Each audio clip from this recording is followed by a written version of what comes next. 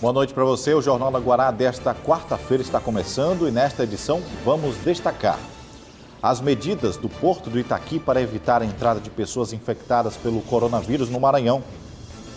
Independentemente da suspeita de epidemia, todos os dias é seguido no Porto o mesmo protocolo internacional de saúde pública. A Secretaria Estadual de Saúde também está preparada para combater o vírus. O que faz a gente levantar o alerta tem que ter o vínculo epidemiológico. Então, as pessoas que estão aqui, que não foram para a China nos últimos 14 dias, não precisam se preocupar que adoeceram de uma gripe e pensar que é o coronavírus que invadiu a ilha tão precocemente. Mais de 100 casos de violência contra idosos foram registrados em São Luís em 2020. O ministro da Infraestrutura afirma que a recuperação da BR-135 é prioridade do governo federal. Nós vamos atuar muito lá e nós vamos entregar no final do ano uma rodovia bem melhor do que a que existe agora. E ainda, a imprudência de motoristas na Avenida Ferreira Goulart.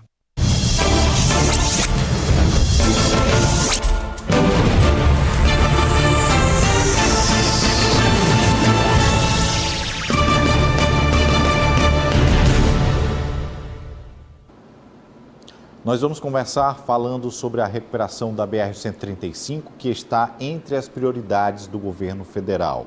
O que garante é o ministro da Infraestrutura, Tarcísio de Freitas, que divulgou um vídeo comentando a situação da estrada que corta o Maranhão.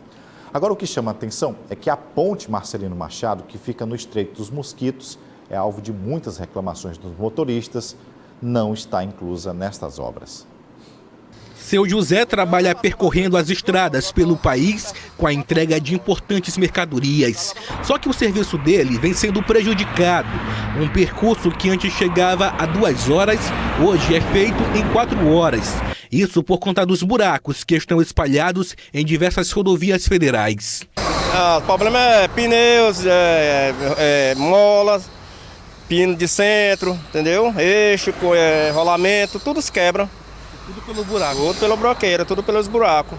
Ao longo das BRs no Maranhão, é possível observar vários problemas estruturais. Essa situação chegou ao conhecimento do ministro da Infraestrutura, Tarcísio de Freitas, que anunciou a recuperação de 74 quilômetros da BR-135. Recebi agora, recentemente, um vídeo produzido no Maranhão, por um prefeito lá, dizendo, olha, a situação da 135 Maranhão é essa aqui, está muito ruim.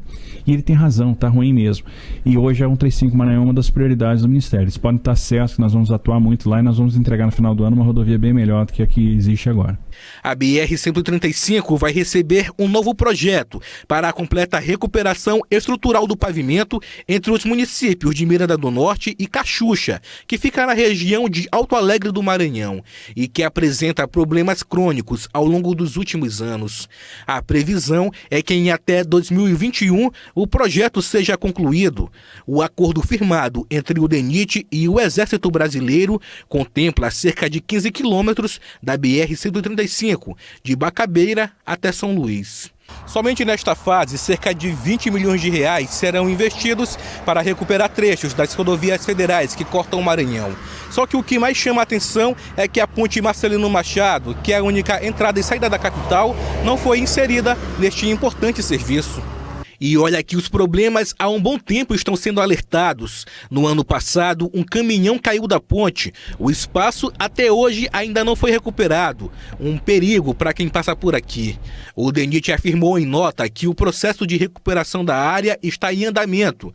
Enquanto nenhum trabalho é de fato realizado, quem precisa dirigir pelas rodovias federais no Maranhão é obrigado a conviver diariamente com os inúmeros problemas. A BR é muito importante para a gente caminhoneiro, principalmente a gente que trafega pela aqui e traz todas as mercadorias, né? Tudo é pela aqui, pela aqui, São Luís. Agora vamos falar de saúde. Além de aumentar as doenças transmitidas pelo mosquito Aedes aegypti, o período de chuvas também traz o risco do aumento de casos da leptospirose, doença transmitida pela urina do rato. No ano passado foram registrados mais de 120 casos aqui no Maranhão. Áreas alagadas mais lixo. Um ambiente perfeito para a leptospirose. O grande volume das chuvas é um dos fatores que faz aumentar os casos de leptospirose. A doença transmitida pela urina do rato pode contaminar também animais domésticos, bovinos e humanos.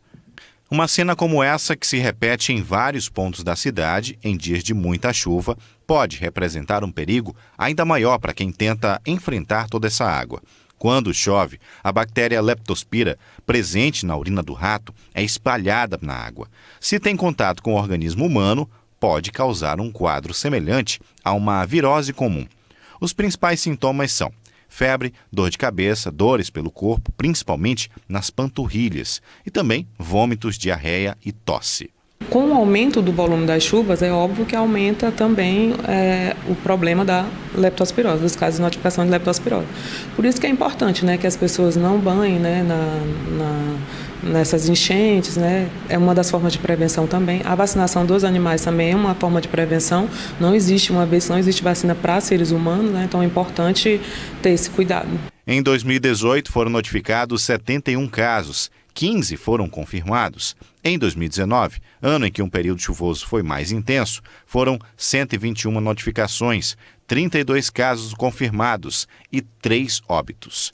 Em 2020, ainda não houve registro de casos e um trabalho de educação em saúde é desenvolvido para alertar a população sobre os riscos da contaminação. É importante que as pessoas também não acumulem lixo, porque onde tem lixo tem roedores, tem urina, então temos a leptospirose ali. Então é importante que a sociedade faça seu papel também, não acumular lixo, não jogar lixo nas ruas, não evitar, né, que o acúmulo de lixo, que é uma das formas de prevenção também da doença, né?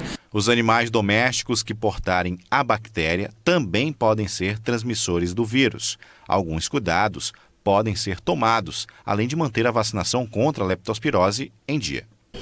Não deixar comida para os animais, deixa, come e tira, porque vai lá e alimenta. Eles são continuamente. O que a contaminação, a leptospira, ele come a ração de um dia para outro e urina na ração.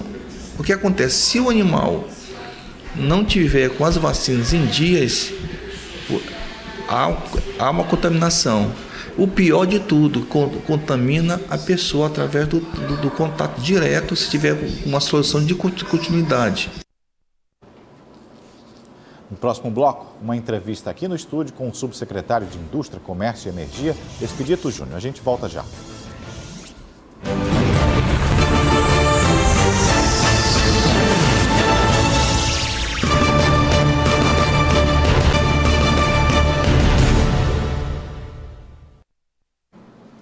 O Maranhão tem obtido bons resultados econômicos que têm como consequência o aumento do PIB e a geração de emprego. Para falar sobre essas conquistas, eu converso agora com o subsecretário da Indústria, Comércio e Energia, Expedito Rodrigues Júnior. Muito boa noite. Boa noite. Bem-vindo ao Jornal do Guará. Bom, falar de coisa boa é sempre interessante, mas a gente está, como sempre, avaliando esse cenário econômico. A gente vem de anos difíceis. A que se deve esses números que já começam a pontuar, começam a aparecer de forma positiva, principalmente aqui no Maranhão? Boa noite, é um prazer estar aqui na TV Guará. São resultados sucessivos de um trabalho de longo prazo, planejado do governo do Estado, né? Determinação do governador Flávio Dino é que a gente tornasse o ambiente do Estado do Maranhão mais favorável possível para a atração de investimentos. E a gente vem construindo isso com o secretário Simplice Araújo desde 2015, um ambiente favorável. Como é que esse ambiente favorável se constrói? Se constrói com segurança jurídica, se constrói vendendo o Estado, as potencialidades do Estado. Né? O Estado é um Estado rico, com muitas vocações, em cada região tem uma vocação, nosso Estado, e a Secretaria de Indústria e Comércio tem trabalhado isso com vertentes, com cada segmento produtivo de cada região. No primeiro passo, em 2015 e 2016, ouvindo muito, a gente encontrou um Estado com muitas dificuldades, e naquele momento empresas não tinham interesse em vir para o Maranhão, elas estavam saindo do Maranhão para o Tocantins, para o Piauí, etc., porque o Estado não era competitivo e ele não tinha uma estabilidade jurídica nem política suficiente. Foi coordenado pelo governador, com a classe empresarial. Hoje o governo dialoga constantemente com cada segmento empresarial, com cada segmento produtivo, e aí tem acontecido bons resultados. Esse diálogo com a cadeia produtiva, com os empresários, essas indústrias, a gente percebe uma grande movimentação, principalmente na região sul, a Imperatriz, a Sailândia, grandes empresas se instalando por ali. A gente vai sentir isso também na nossa região daqui da capital, ou é um outro setor, é uma outra esfera de atendimento? Não, esse resultado ele é constante no estado inteiro. O estado tem vocações em cada região. Nós trazemos sul do agronegócio. O agronegócio por si só, como tem a matéria-prima, ele atrai outras empresas. E o papel da indústria e comércio, o papel do governo do estado é apoiar, fazer essa atração de investimento, tornar o ambiente mais favorável possível, juridicamente, né, tributariamente. O estado hoje é competitivo com qualquer estado da região Nordeste, mas a região de São Luís, a capital, nos dados do Ministério da Economia, a gente ficou a 10ª capital que mais gerou emprego no país. Por quê? Porque nós temos uma condição favorável logisticamente. Nós temos o Porto de Itaqui bem gerido pelo governo do estado como indutor, um dos principais indutores desse investimento, dessa atração de investimento da região da capital. Nós temos um modal logístico, tanto ferroviário como rodoviário, também fazendo parte dessa estrutura. Tanto é que nós temos aqui grandes obras próximo ao porto, no setor de tancagem, no setor de fertilizantes e outras mais, todas apoiadas pela Secretaria de Indústria, todas com ambiente favorável. O estado hoje dialoga e faz um consenso entre a Secretaria de Fazenda, a Secretaria de Meio Ambiente, Secretaria de Indústria e Comércio, todas trabalham conjuntamente, coordenadas pelo governador Flávio Dino, para deixar o investimento num ambiente favorável, sem dificuldades, que a gente já sabe que o Brasil é um país muito burocrático, mas o Maranhão tenta superar isso com diálogo e com essa conciliação de interesse de gerar emprego para a população maranhense, gerar investimento, gerar desenvolvimento. Secretário, a gente tem números do CAGED, que é com quem a gente se baseia, né, que é o Cadastro Geral de Empregados e Desempregados, e o CAGED vem mostrando esses números que ano passado tinham sido mais de 1.000 novos postos de trabalho e agora já sobe aí para quase 11.000 novos postos. Essa avaliação feita já com relação a 2019. Principalmente o setor da construção civil, ele foi muito afetado. Ele já está ressurgindo, reaparecendo nesse cenário? Com certeza. O dado de mil e poucos empregos foi em 2016, né? Quando a gente começou a reconhecer o fruto desse trabalho, que foi um trabalho planejado da Indústria e Comércio com a Secretaria de Fazenda, organizado pelo governo do Estado, que era organizar tributariamente o Estado, deixar o Estado com um ambiente favorável. Já em 2016 a gente recebeu o primeiro dado positivo, que foram 3 anos consecutivos de crescimento, 1.121 vagas. Em 2018 a gente já conseguiu 9.000 e poucas vagas. Em 2019 nós já tivemos o ápice de quase 11.000 vagas abertas, né, que é resultado fruto desse trabalho. São obras privadas, de muitos investimentos que estão no Maranhão, chegando no Maranhão. São fruto de obras de empresas que já estavam no Maranhão, que estão se expandindo, confiando no crescimento econômico, confiando no Estado, confiando na posição logística e na segurança jurídica que tem no Estado. E também de obras públicas. O governador investiu maciçamente em obras públicas, rodovias, pontes e outras obras públicas que também fomentaram esse resultado. Então tem investimento privado e investimento público nesse resultado. Outro ponto que a gente vê em observação, o nosso PIB, ele também teve esse aumento, em consequência também dos investimentos que foram feitos, novos negócios abertos, e isso representa uma pontuação interessante. Um PIB maior, um estado com mais recursos? Com certeza, a gente tem uma soma de investimentos diversificados. Hoje a gente tem o agronegócio no sul do Maranhão, nós temos a mineração na região da Baixada, nós temos aqui na situação do Porto Itaqui, no nosso âmbito industrial de São Luís, vários investimentos de diversos segmentos, indústria de tinta, fertilizantes, tancagem de combustíveis. Nós temos a questão da celulose também em expansão, a questão da aciaria em Açailândia também em pleno desenvolvimento. São várias cadeias produtivas que, somadas a investimento público em obras estaduais, geram um PIB, geram uma massa de empregados que é importante para a economia no momento de crise, que a gente está fazendo nosso papel de induzir, de fomentar o desenvolvimento. A gente esse trabalho da Secretaria de Indústria, Comércio e Energia, ela suscitou aí outras secretarias, mas esse pacote, essa união de investimentos e de dados positivos que a gente vem avaliando, ela tende a se expandir de que forma? Nesse planejamento que vocês têm de diálogos entre as secretarias, essa parceria de trabalho sempre continua, elas sempre são avaliadas, determinadas. Nós estamos no início de um ano, um planejamento é feito? Anualmente, a gente faz a medição de metas e resultados, né? E a meta principal da gente é gerar emprego, e fazer atração de investimentos e fomentar o desenvolvimento de indústrias no Maranhão. A Indústria e o Comércio tem feito isso diariamente. A gente escalonou e, por determinação do governador do Estado, separou os segmentos produtivos do Estado. Nós temos um diálogo constante com o SEBRAE, com a Federação das Indústrias, com as associações comerciais e empresariais do interior, ouvindo e debatendo quais são os gargalos do desenvolvimento. Nem sempre são tributários, nem sempre são logísticos, às vezes são a questão de licença ambiental. Então, isso é coordenado pelo governador numa reunião mensal com a classe empresarial e ele determina que a gente faça todo o esforço possível para tornar um ambiente de negócio no estado do Maranhão saudável, seguro e que faça a gente vender o Maranhão para fora. O Maranhão não era conhecido, o Maranhão é um estado rico, hoje ele é conhecido pelo potencial logístico, pelo potencial mineral, pelo potencial agropecuário, clima, solo. A gente tem feito esse trabalho constante e hoje a gente está colhendo os frutos de vários investimentos prospectando o Maranhão. Essa prospecção é mensal, a gente recebe muita prospecção de diversos segmentos. A gente tem uma economia hoje diversificada que impulsiona esse PIB. Subsecretário de Indústria, Comércio e Energia do Maranhão, Expedito Júnior, nosso muito obrigado. Parabéns pelos números alcançados e a gente vai continuar acompanhando o trabalho feito pela CEINC. Muito obrigado. Obrigado. Bom, no próximo bloco a gente continua com os números preocupantes da violência contra idosos aqui na capital. Um instante só.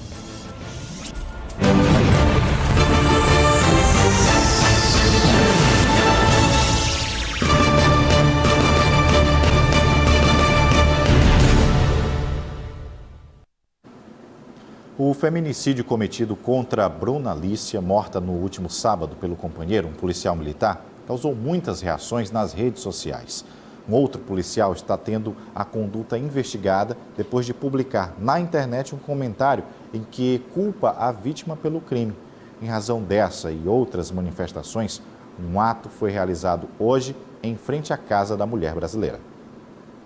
Parem de nos matar. O alerta simboliza uma luta diária no combate à violência à mulher. E foi assim, com faixas e palavras de ordem, que o Fórum Maranhense de Mulheres em Combate ao Feminicídio realizou mais um movimento para protestar e ainda debater o apoio da imprensa no combate ao feminicídio e a criminalização das vítimas nas redes sociais. O objetivo maior desse encontro é chamar a sociedade para uma causa que é de todas nós mulheres. E na realidade toda a sociedade.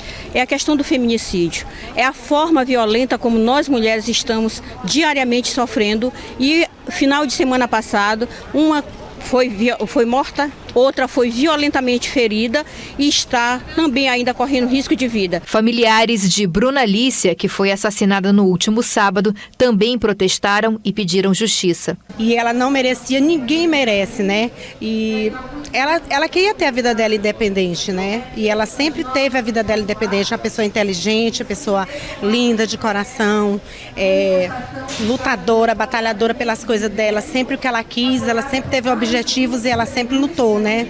E aí de uma hora para outra a gente olha para um lado para o outro e não encontra mais ela conosco, né? Pelo fato de uma pessoa não saber lidar com suas perdas, né? Ano passado, o Maranhão registrou 46 casos de feminicídio e 2020 já começa com 4 casos registrados. Todos eles estão na presidência das delegadas especializadas da mulher.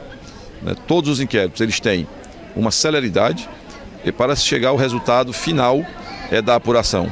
Para ajudar nessa luta, é preciso romper o silêncio, já que muitas mulheres que sofrem agressão verbal ou física não denunciam o agressor a um órgão oficial e também não procuram o apoio da família ou de amigos. Em São Luís, a Casa da Mulher Brasileira auxilia no atendimento à mulher em situação de violência doméstica. A Casa da Mulher Brasileira ela se constitui enquanto complexo de atendimento à mulher em situação de violência, porque sabe que ela não tem apenas o acesso à delegacia para poder se libertar daquela relação violenta. Ela precisa denunciar aquela situação de agressão, de qualquer outro tipo de violência, mas também ela precisa ser amparada pela rede de atendimento. E a parte dessa rede de atendimento está na Casa da Mulher Brasileira. Olha, o comando da Polícia Militar afastou policiais envolvidos em uma operação no bairro Jardim São Cristóvão. Terminou na morte de um jovem de 20 anos, identificado como Matheus Andrade de Melo. Segundo a família, Marcos chegou a suspender os braços, disse que não era criminoso, mas ainda assim foi alvejado na porta de sua residência, onde vivia, por um tiro de fuzil. Hoje, pela manhã, familiares e amigos do rapaz realizaram um protesto, pedindo justiça e que o caso não fique impune. 2 suspeitos de roubarem uma viatura da Polícia Civil para cometerem assaltos e extorsão foram soltos após a audiência de custódia. Um funcionário de uma terceirizada, Everton Diniz, de 46 anos, e o policial civil, Valdemir Damasceno Ramos, de 64 anos, aparecem em um vídeo gravado por vítimas que os estavam acusando de extorsão na cidade operária. O trio também foi apontado pelo roubo de R$ 1.400 de uma vítima no centro e o roubo de uma motocicleta em uma residência no bairro São Raimundo. As buscas estão sendo realizadas para prender um terceiro suspeito no envolvimento desse esquema.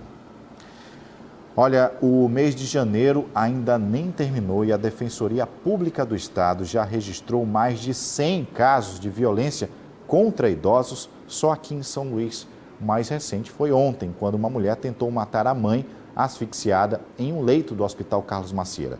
Situações que revoltam pela fragilidade dos velhinhos que, na grande parte das vezes, precisam de cuidados especiais. E o pior, geralmente as agressões acontecem por membros da própria família.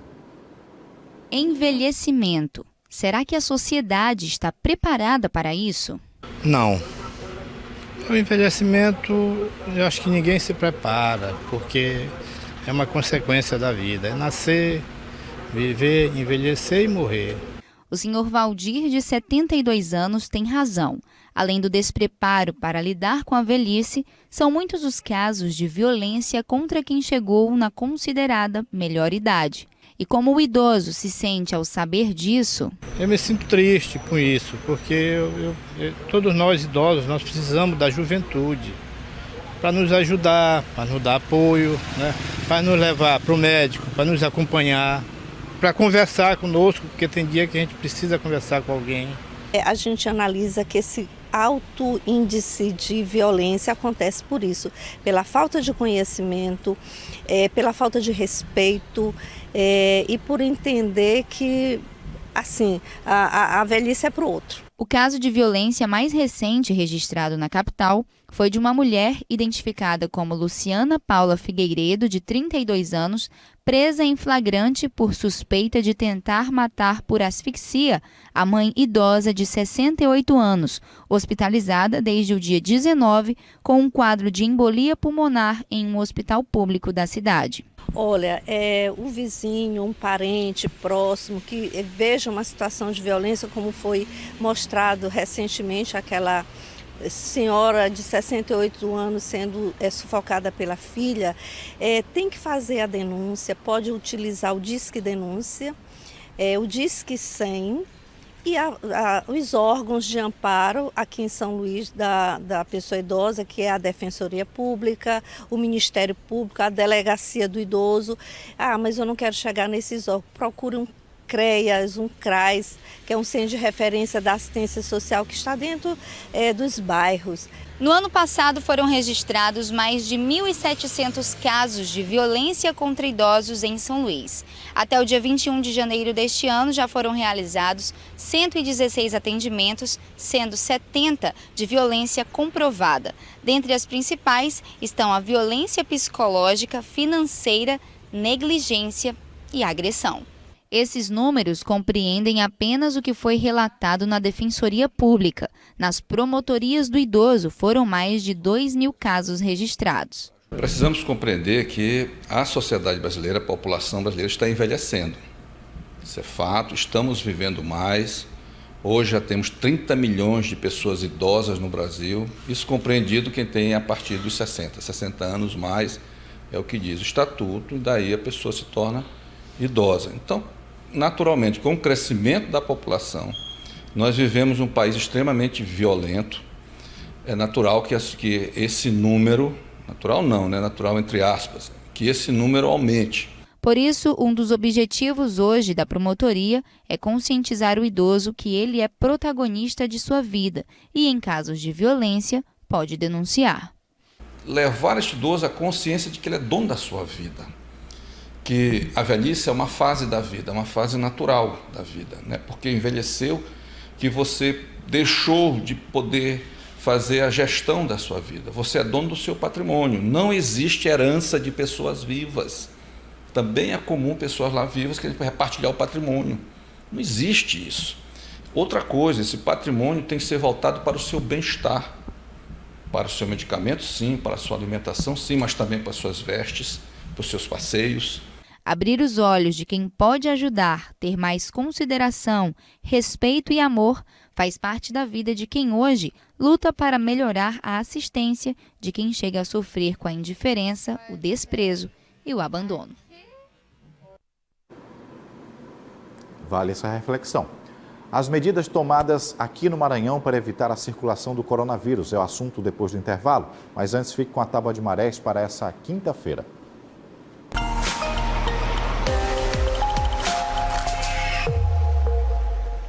Para esta quinta-feira, dia 30, a Tábua de Marés se comporta da seguinte forma: às 5 horas e 14 minutos, a baixa-mar, com 0,8 metros. Às 11 horas 12 minutos, pré-mar, 5,3 metros. No período da tarde, às 5h31, baixa-mar, com 0,8 metros. E às 11h32 acontece a última pré-mar do dia, com 5,3 metros.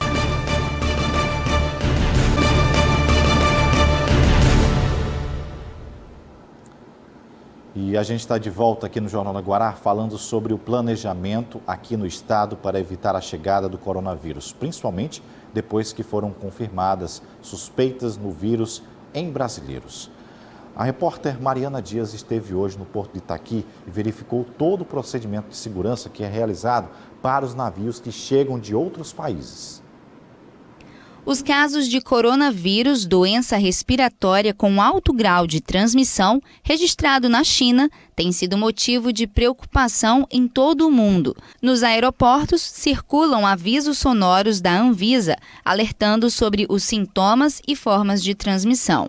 Nos portos, segurança reforçada para garantir condições de saúde e controle epidemiológico. A Agência Nacional de Vigilância Sanitária integra o Centro de Operações de Emergência Coronavírus. Instituído no dia 22 de janeiro pelo Ministério da Saúde, o comitê serve para preparar a rede pública para atendimento de possíveis casos. Uma organização necessária, apesar de não haver confirmação de casos no Brasil. A chegada do vírus pelo porto é improvável. O ciclo de manifestação do coronavírus é de 12 dias. Uma viagem da Ásia para o Brasil até chegar ao porto do Itaqui, em São Luís, dura de 40 a 45 dias. Se alguém embarcar infectado, com até 12 dias deve manifestar os sintomas e o comandante deve solicitar suporte ao porto mais próximo. Além disso, a Ásia é o destino de praticamente todos os navios que saem aqui do porto do Itaqui, mas não necessariamente a origem dos navios que chegam. E, independentemente da suspeita de epidemia, todos os dias é seguido no porto o mesmo protocolo internacional de saúde pública.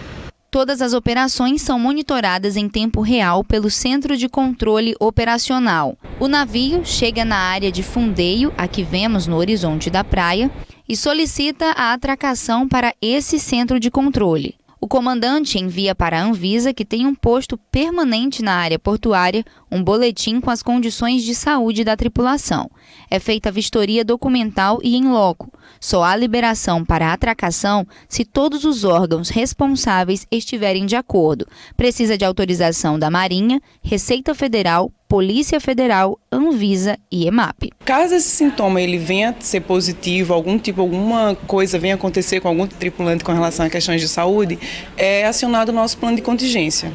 E aí, nesse plano de contingência, tem medidas de controle para que essa epidemia não entre dentro do estado do Maranhão. O tempo que o navio passa atracado depende da carga, do volume e do tipo de produto, mas chega a ficar até 2 dias e meio. O vírus, que pode provocar infecções respiratórias graves, tem a maioria dos casos concentrados na China, mas já há confirmação da doença em 14 países: Coreia do Sul, Japão, Tailândia, Taiwan, Austrália e Estados Unidos. Além das medidas adotadas aqui no Porto do Itaqui, a Secretaria Estadual de Saúde também está com planejamento de monitoramento, identificação e resposta rápida ao coronavírus. Quem tem mais informações é o repórter Eduardo Gomes, que conversou com representantes da SES na tarde de hoje.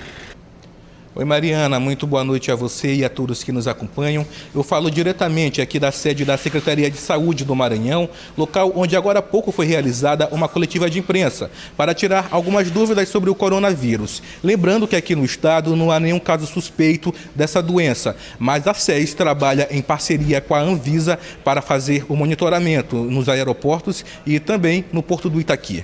Inclusive, as normas atuais, elas dizem que não é necessário que tenha uma equipe aguardando, não. Mas a recomendação é que se tenha uma ambulância, né, disponível, caso haja uma situação para transportar esta pessoa que seja suspeita.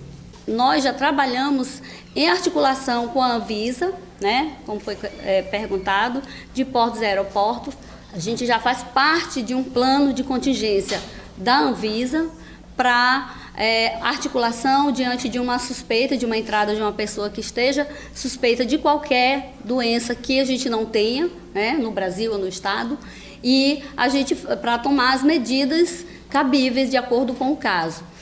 Um boletim do Ministério da Saúde com algumas orientações foram encaminhadas aos estados. E também aqui a Secretaria de Saúde também divulgou um documento para as unidades hospitalares aqui do Maranhão. O que faz a gente levantar o alerta tem que ter o vínculo epidemiológico. Então, as pessoas que estão aqui, que não foram para a China nos últimos 14 dias, não precisam se preocupar que adoeceram de uma gripe e pensar que é o coronavírus que invadiu a ilha tão precocemente. Da Secretaria de Estado da Saúde, Eduardo Gomes, para o Jornal da Guará. Vamos ficar atentos. Ótima noite para você. Fique ligado na nossa programação aqui da TV Guará. Amanhã a gente tem mais Jornal da Guará aqui para você. Até lá. Uma boa noite.